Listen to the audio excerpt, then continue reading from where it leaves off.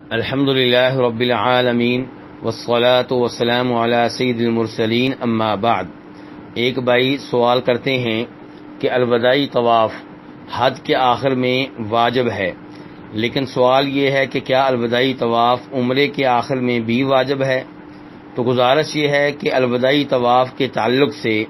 جو احادیث نبی علیہ الصلوۃ والسلام سے ملتی ہیں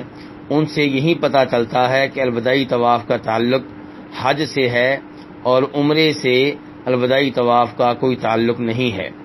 چنانچہ امام بخاری اور امام مسلم جناب عبداللہ ابن عباس رضی اللہ تعالیٰ عنہما سے روایت کرتے ہیں، وہ کہتے ہیں کہ لوگوں کو حکم دیا گیا کہ ان کا آخری وقت بیت اللہ میں گزرنا چاہیے، یعنی کہ وہ حج کے آخر میں بیت اللہ کا طواف کر کے جائیں، لیکن وہ عورت جو الوداعی طواف کے موقع پہ حیض کی حالت میں ہو تو اسے رخصت دی گئی ہے، یعنی کہ اسے الوداعی طواف معاف ہے۔ اور دوسری حدیث جسے امام مسلم اور امام احمد وغیرہ روایت کرتے ہیں اس میں عبداللہ ابن عباس رضی اللہ تعالیٰ عنہما فرماتے ہیں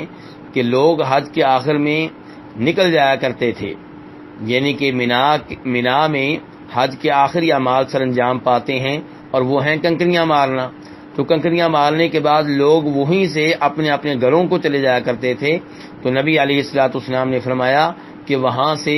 کوئی بھی اپنے گھر کو نہ جائے جب تک کہ وہ آخر میں بیت اللہ کا طواف نہ کر لے۔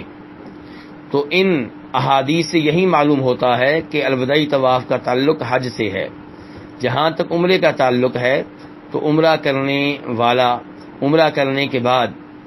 مکہ میں رہتے ہوئے نفلی طواف کرتا رہے، نفلی طواف کرنے کا بہت زیادہ اجر و ثواب ہے، اور پھر جب اس نے مکہ سے نکلنا ہو تو نکل جائے، واللہ تعالی اعلم۔